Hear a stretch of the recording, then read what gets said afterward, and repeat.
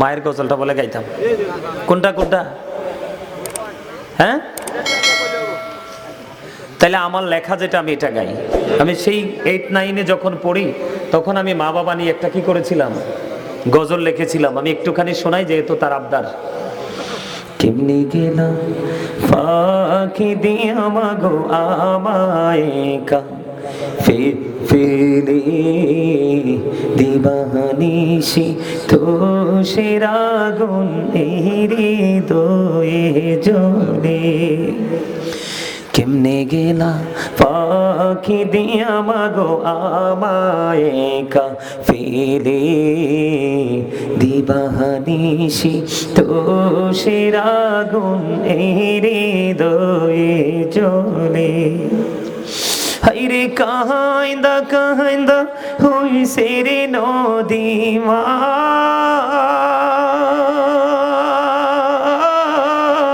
হাইরে কাহাইন্দা কাহাইন্দা হইছে রে নদী আমার নয়ন জলে।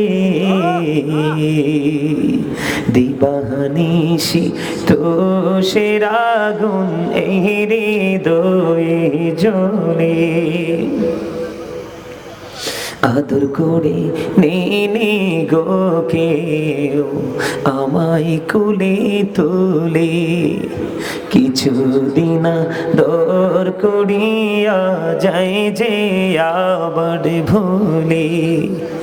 আদর করে নেনে গো কেউ আমায় কুলে তুলে, কিছুদিন দর করিয়া যায় যে আবার ভুলে। আমায় কে দিবে আর সান্ত্বনা গো মা,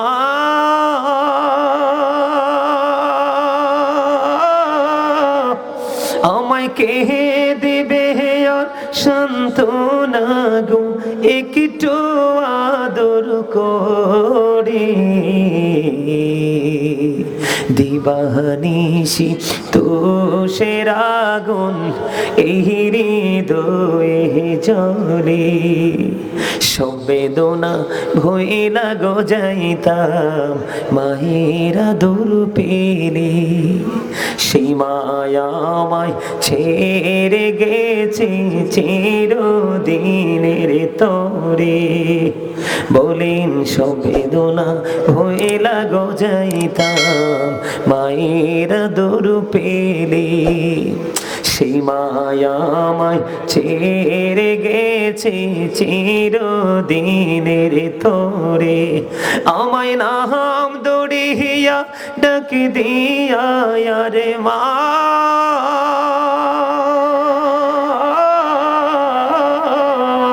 আমায় নাম দড়িয়া ডাক দিয়া কে নিবে রে ঘোড়ে।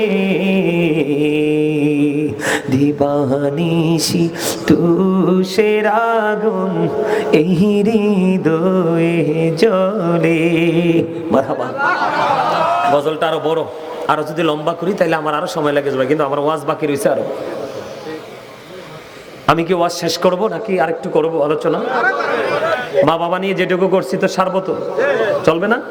যারা বোঝার কিন্তু বুঝে গেছে, যারা বুঝেছেন বুঝে গেছেন। তবে সর্বশেষে হাদিস থেকে একটু বুঝাইতে চেষ্টা করছি আপনাদেরকে যে বাবা মাকে কোনোভাবে কি করা যাবে না, কষ্ট দেওয়া যাবে না। এখন আমি কি করি কোন তো, ওরা যে দাঁড়ায় রয়েছে আমার কাছে তো খারাপ লাগতেছে। হ্যাঁ আপনারা ভাইয়েরা আমার, আপনাদেরকে আবারও বলছি, আপনারা অনেক লম্বা সময় তো আলোচনা শুনতেছেন, আমি খুব অল্প সময়ের মধ্যে শেষ করে দিব। আপনারা সবাইকে বিনীতভাবে অনুরোধ করছি, আপনাদের মাঝে মাঝে একটু একটু গ্যাপ আছে, একটু সামনের দিকে এসে বসেন না দয়া করে। এই যে ওরা কত মানুষ, ওরা দাঁড়ায় রয়েছে, সবাই আসেন সামনের দিকে, ওদেরকে একটু বসতে দেন। আচ্ছা ঠিক আছে, আপনারা কথা বললেন না। আমি একটা আলোচনা করবো এখন ছোট্ট করে। কি করে? এটা কি কোরআন শরীফ না?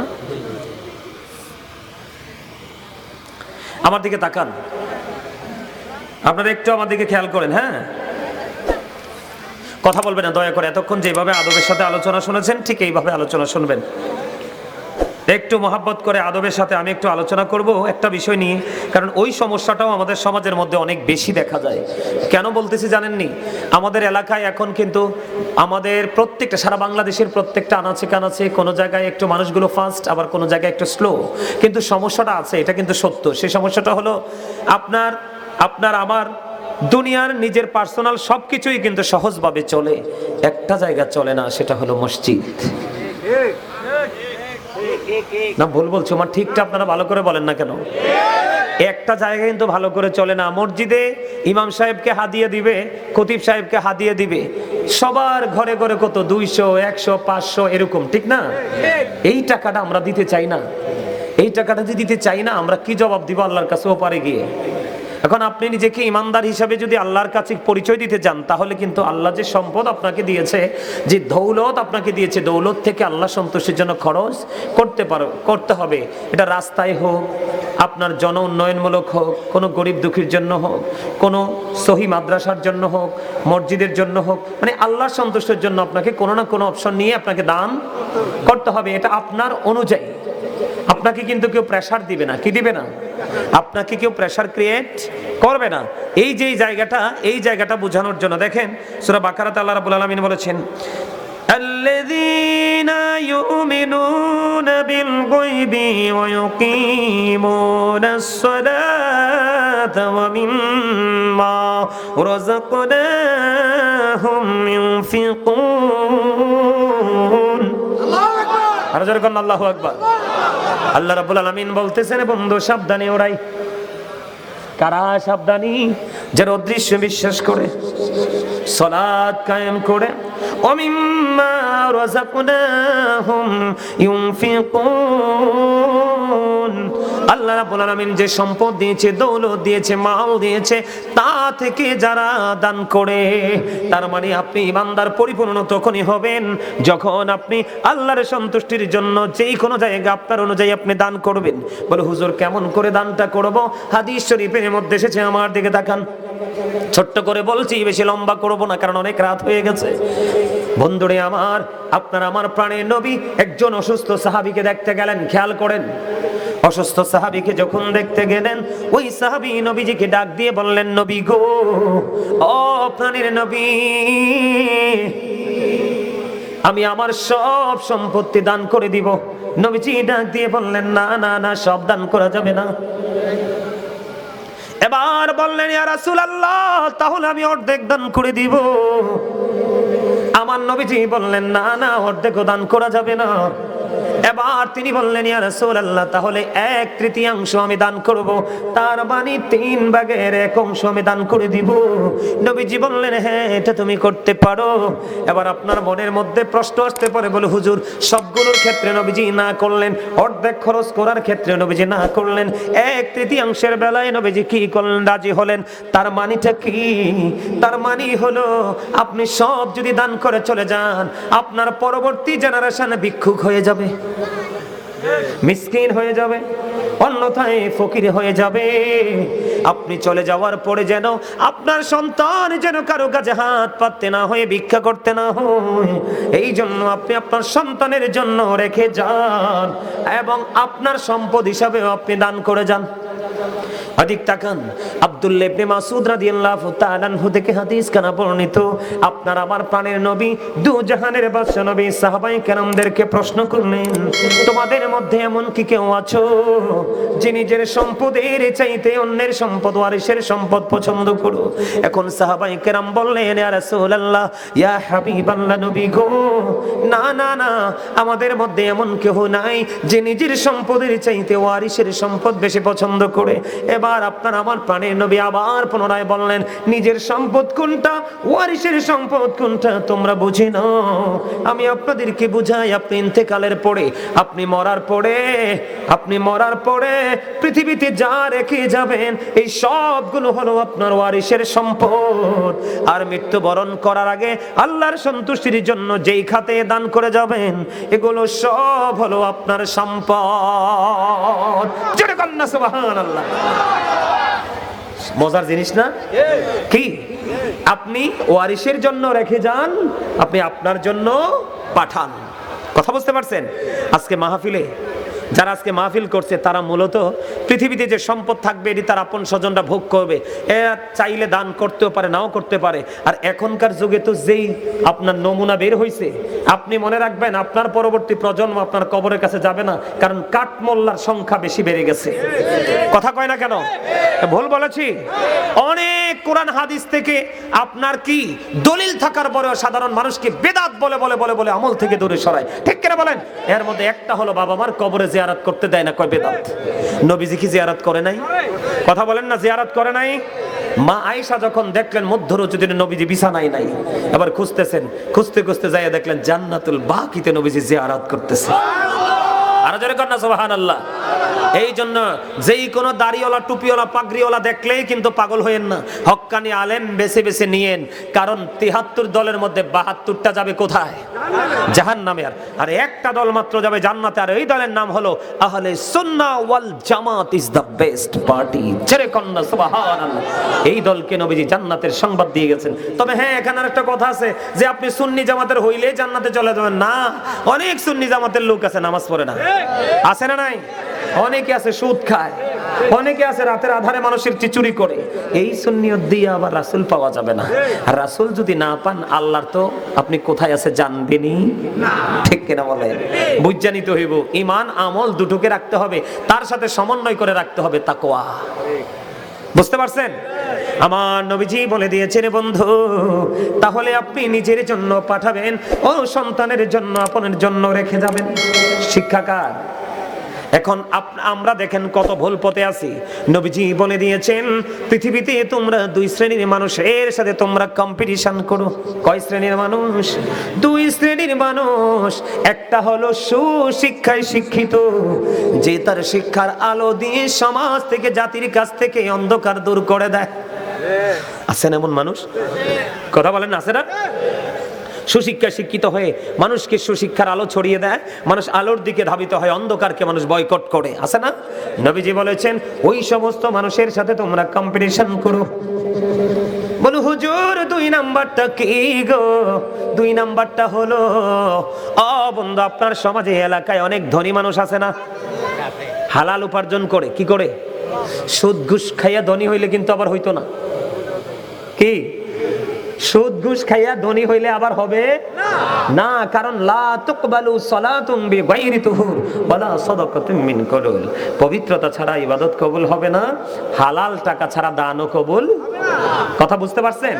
তাহলে হালাল পথে উপার্জন করা এটাও কিন্তু বড় একটা ত্যাগের বিষয়। ঠিক কেন বলেন?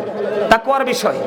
হালাল পথে উপার্জন করে তার এই ধন সম্পদ কি করে আল্লাহর সন্তুষ্টির জন্য বিভিন্ন খাতে খরচ করে, ব্যয় করে তোমরা তার সাথে কম্পিটিশন করো।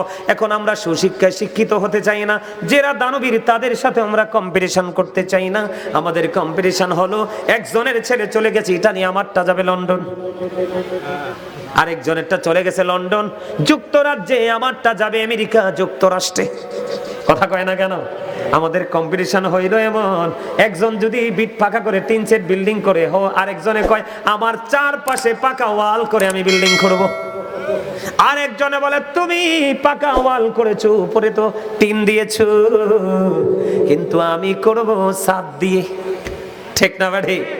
এইরকম কম্পিটিশন আমাদের মধ্যে আছে, কিন্তু সঠিক কম্পিটিশন আমাদের মধ্যে নাই। কথা বলেন না কেন? আর জোরে এরকম না বিষয়টা? কেন দান করবেন নি? আল্লাহর কথা নবীজির কথা মিলছে নি? আল্লাহও কইতেছে দান করো, তাইলে তুমি পাক্কা ইমানদার। আর তুমি শক্ত হইয়া কৃপণ হইয়া যদি থাকো, তাইলে কিন্তু তুমি ইমানদার হতে পারলা না। ঠিক কিনা বলেন? আপনি যদি 2 হাত ভরে সামর্থ্য থাকে দান করেন, আপনার যখন প্রয়োজন হবে আল্লাহর কাছে চাইতে দেরি, আল্লাহ আপনাকে ওইভাবেই দিবে। আর আপনি যদি শক্ত করে রাখেন, আপনি চাইলেও কিন্তু আল্লাহ কি হয়ে যাবে? পাবেন। দেখবেন এক রিকশাওয়ালা হয়ে গেছে কোটিপতি, আর বাপ দাদার আমল থেকে আরেকজন কোটিপতি, ওইটা দেখবেন ভিক্ষা করে। আছে না এরকম? এটা শুধু তার, ওই যে বলেছি সূরা ইউনূসের 44 নম্বর আয়াত, আল্লাহ বান্দার উপর অত্যাচার করে না, বান্দা নিজেই নিজের উপর অত্যাচার করে। ঠিক না? ঠিক। আরেকটা কথা বলি আপনাদেরকে, এই আল্লাহর পথে সন্তুষ্টির জন্য দান না করলে, না খাওয়াইলে সমস্যা আছে। এখন বড়ি গাছে বড়ি পাকে, কিন্তু ভিতরে পোকা আছে না? গত বছর বাবা কাঁঠাল নিছে, আপনাদের এদিকে তো উনি আসে, গত বছর বাবা কাঁঠাল নিছে, কাঁঠালটা ইনটেক, কিন্তু কাঁঠালের যে কোয়া এটার মধ্যে পোকা পাইছি, খাই নাই কাঁঠাল। চিন্তা করেন, এটা কিন্তু একটা রহস্য আছে, তো আছে না? আমরা আগে বাড়ির আঙ্গিনা থেকে, আমার মনে আছে ছোট্ট থাকতে আমাদের ঘরের দরজায় একটা পেয়ারা গাছ ছিল, এটা 12 মাস পেয়ারা ধরতো। এটা আপনার ঠিক এতটুকু হইতো, একদম সেপটা হইতো পেয়ারাগুলো, এত গোল না। তো এটা দেখতাম অনেক সময় ফজর পড়তে উঠলে দেখতাম যে পেয়ারা ফোরে রয়েছে নিচে পাইকা, কামড় দিলে যে স্বাদ লাগতো, গ্রান মিষ্টি সবকিছু মিলাইয়া। কিন্তু এখন কি আর পাকা পেয়ারা খাওয়া যায়? পোকা না, কামড় দিয়া খাইলাম ধোকা, পেয়ারার ভিতরে বসে রয়েছে পোকা। ঠিক না? ঠিক আছে না? নাই না, ভুল কইছি? পোকা আছে না? এটার জন্য দায়ী কি আপনি এবং আমি? বলে হুজুর কেন? হাদিস শরীফের মধ্যে আসছে আপনাদের এলাকার মানুষ তো কৃষি কাজ করে না, অনেক সবজির চাষ তো করে। তো ধরেন আপনার যেই কোনো সবজি হতে পারে, তবে এর মধ্যে মজার হলো টমেটো কিন্তু কাঁচা খাওয়া যায়। আমি আগে ছোট থাকতে ক্ষেত থেকে কাঁচা পেরে খেয়েছি, যেটাকে বেন্ডি বলি, দেরেশ। আমরা আঞ্চলিক ভাষায় কি কই? দেরেশ কই, দেরস কই, যে যেটা পারি এটাই কই। কথা বলেন না কেন? ওইটা কিন্তু গাছ থেকে পেরে পেরে কাঁচা খাওয়া যায় কি যায় না? এবার আরেকটা আছে, ধরেন এখন যে সৃজনাল যে একটা মজার জিনিস আমাদের সবার প্রিয়, শশা এবং ক্ষীরাটা এখন আমাদের সবচেয়ে মজার, ঠিক না? হ্যাঁ, কানে কানে কথা কোন যেত না, জমাইয়ে রাখতে হইব। হ্যাঁ, আমার সামনে ডাইনে বামে কানে কানে কথা কোন যায় না, কারণ কানে কানে কথা কইলে আমার পিচ্ছি রাখালকে ভুল ধরছে, আপনি কানে কানে কোন কেন, আপনি বলবেন কানে এবং মুখে। আরিফে আমি কই তুই তো গোড়াটা ধরছস, আমি তো ওই খেয়াল করি নাই, কথা তো আসলে মুখ দিয়ে কইছে, কিন্তু কথা তো কইছে কানের কাছে। ঠিক না? ঠিক। আমার পিচ্ছি গতকালকে ওয়াজ থেকে নামছি, গাড়িতে উঠছি, আমার পিচ্ছি বললে কিন্তু বাচ্চা না, এটা কুমিল্লা বিশ্ববিদ্যালয়ের ছাত্র, অনার্সে পড়ে। আমি এটাকে ছোট থাকতে পিচ্ছি বলি আর কি, আদর করে পিচ্ছি বলি। তো এটা সারা ওয়ার্ল্ডের মানুষ জানে হুজুরের একটা পিচ্ছি আছে। তা আমার পিচ্ছি কালকে গাড়ি তুলছি পরে বলতেছে, হুজুর আপনার এই কথাটা তো হয় না। আমি কিটা কই, কি হয় না? আপনি কোন কানে কানে কানে কানে বলবেন কেন? এটা বলবেন কানে মুখে।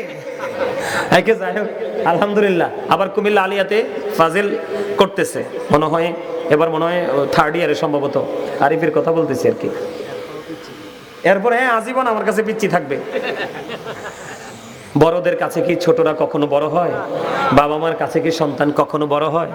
তা আমার কাছে তো সে কখনোই বড় হবে না, আমার কাছে সে পিচ্ছি থাকবে। যতদিন সে পিচ্ছির মতো থাকবে ততদিনই আমার কলিজায় তার বসবাস থাকবে। যেদিন সে বড় হয়ে যাবে সেদিন কিন্তু আর সেই জায়গাটা পাবে। এটাই কিন্তু বাস্তবতা। সন্তান যখন বাবার মুখে কথা বলে এটা বড় হয়ে গেছে, তখনই কিন্তু সন্তানের প্রতি লানত আসতে থাকে, ঠিক না? যেটা বলতে চেয়েছিলাম, আপনাদেরকে এক্সাম্পল স্বরূপ দেওয়ার জন্য হাদিস শরীফের মধ্যে আসছে। আবার ধরেন আমাদের বাংলাদেশের সবচেয়ে অর্থনৈতিক একটা ভূমিকা রাখে গরু এবং ধান। কথা কয় না কেন? অনেক সময় অনেক গরিব আছে, খাওয়াইতে পারে না ঘরে, গরুগুলো ছেড়ে দেয়, তো মাঠে যাইয়া আরেকজনের ধানের গোছা কি করে? খেয়ে ফেলে কিনা? এখন অনেক সময় দেখা যায় এমন সময় ধানের গোছা খাইছে, এই ধান আর শীষ বের হবে না, ঠিক না? ঠিক। শীষ মানে ধানের ছড়া আর বের হবে না। এটি কিন্তু বাস্তবতাটা তুলে ধরতেছি আপনাদের কাছে, বাস্তবতাকে অস্বীকার করা যাবে না কিন্তু। কথা বলেন, the cow is useful animal, ঠিক কিনা বলেন? কথা বলেন না কেন? ডোমেস্টিক অ্যানিমেল, এটা অস্বীকার করা যাবে না। বুঝতে পারছেন? এদিক তাকান। এখন বন্ধু, গরিবের গরু আপনার ক্ষেতের কোনা দিয়ে কয়েকটা ধানের গোছা খেয়ে ফেললো, এমন সময় খেয়েছে এই সময় আর বন্ধু শীষ বের হবে না, দানের সময় শেষ হয়ে গেল। আপনার আমার প্রাণের নবী বলে দিয়েছে হাদিস শরীফের যে মূল ভাষা, আপনি ওই কৃষককে গালি দেন নাই, আপনি কৃষককে বকা দেন নাই, আপনি কৃষককে কোনো পানিশমেন্ট দেননি, আপনি ধৈর্য ধরেছেন। আমার নবীজি বলেছেন তুমি ধৈর্য ধরেছো, আল্লাহর উপর ভরসা করেছো, কৃষককে তুমি জরিমানা করো নাই, জরিমানা নাও নাই, তোমার জন্য একটা স্পেশাল নিয়ামত বরাদ্দ হয়ে গেল। ওই গরুগুলো যতগুলো দানের গোছা খেয়েছে, ওই দানের গোছা খেয়ে ফেলার কারণে তুমি তাকে কোনো বকা দাও নাই, তার কলিজায় আঘাত দাও নাই, তার পশুটাকেও তুমি বেত্রাঘাত করোনি, তোমার আমল নামায় চলে আসবে সদকার সওয়াব। কথা বলেন না কেন? না, গরু তো আর কমন ভাবে কেউ ছাড়বে না, এটা তো ইন কেস। কথা বলেন না কেন? এটা কি আমি আপনাদেরকে বলছি, আমি কোথায় যাই এই বক্তব্য দিতে দিতে কোথায় যাই আপনারা শেষ পর্যন্ত বসলে না তো বুঝতে পারবেন। টমেটো বলেন, ক্ষীরা বলেন, যেই বলেন, আপনাকে না বলে কি করলো? নিয়ে গেল, খেয়ে ফেললো। এখন কিন্তু কিছু ক্রিমিনাল আছে আমাদের বাংলাদেশে। কি আছে? কিছু ক্রিমিনাল আছে না নাই? একজনের সাথে যদি শত্রুতা থাকে, সাক্ষী হয়ে তার জন্য জরিমানা দাঁড় করায়, আছে না নাই? বন্ধুরে আমার, পশু পাখি কীট পতঙ্গ যাই খায়, আপনার আমল নামায় চলে আসবে সাদকার সওয়াব। সুবহানাল্লাহ বলেন না? এখন দেখবেন পুকুর থেকে পাখি দুই একটা মাছ খায়। কি খায়? দেখবেন নেট দিয়ে পুরো ব্লক করে দেয়। এই যুগে পাখি নাই বললেই চলে। আমরা যখন ছোট্ট ছিলাম এত পাখি ছিল। ধান যখন কাইতে অগ্রহণ মাসে সোয়া দিত, কত পাখি এসে ধান খাইতো। তারপরেও জমির মালিক ওই পাখির প্রতি, পশু পাখির প্রতি এত কঠোর ছিল না। এই যুগে আইসা বন্ধু এত পশু পাখি নাই, ফসলে তো নষ্ট করে না, কিন্তু জমির মালিকগুলো অত্যন্ত কঠোরতা অবলম্বন করে। করে কি করে না? আপনার আশেপাশে গাছে আপনার আম ধরছে, এখানে গরিবের হক আছে, আপনি কিন্তু তাকে করোনা করে দিবেন না। মাঠে আপনার ধান হয়েছে ভালো, ওই ফসলের ওসর আপনাকে আদায় করতে হবে। কি করতে হবে? গরিবকেও দিতে হবে। আপনি পেয়ারা গাছে বেড়া দিয়ে দিলেন, সব গাছে বেড়া দিয়ে দিলেন, বলে হুজুর বেড়া যদি না দেয় এখনকার মানুষ তো অসভ্য, সব খাইয়া ফেলায়। সেই ক্ষেত্রে আপনি শক্ত অবস্থানে যাবেন, কিন্তু বেড়া দিয়ে ফলটা যখন পেকে যাবে আপনি মানুষকে দিবেন। কি করবেন? দেবেন কিনা? এই না দেওয়ার কারণে, দান না করার কারণে বন্ধু আপনার সম্পত্তি কি হয়ে যাচ্ছে? কমে যাচ্ছে। যাকাত না দেওয়ার কারণে মিল ফ্যাক্টরি ইন্ডাস্ট্রিজ পড়ে ছাই হয়ে যাচ্ছে। মাছের চাষ করে আপনি ফিশারি থেকে কোটি কোটি টাকা আয় করছেন, কিন্তু সেটার সঠিক দান আপনি না করার কারণে করতে করতে হঠাৎ করে দেখবেন অটো গজব এসে পড়ে যাবে। যেমনি বন্ধু আমেরিকা লস অ্যাঞ্জেলেস পুরো শেষ হয়ে গেছে। কথা কন না কেন? আরো জোরে। ক্যালিফোর্নিয়া ধ্বংস হয়েছে কিনা? হচ্ছে কিনা? এটা তারা, এটার জন্য তারা দায়ী। বলে হুজুর এখানে কেন গেলেন? আমার দিকে তাকান।